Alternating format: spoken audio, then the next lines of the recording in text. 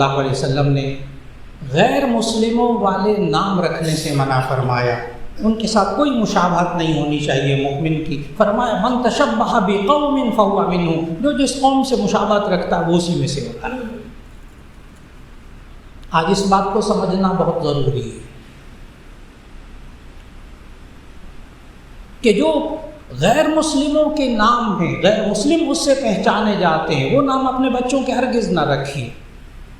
یہ نیٹ پر دیکھ کر نام رکھنے والوں میں بڑی بیماریاں یہ آ گئی۔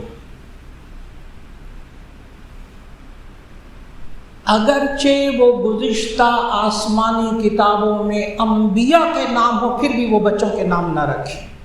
مثالیں دیتا ہوں، ابھی اس بات کو، نازک بات ہے، اس کو سمجھانا ضروری ہے۔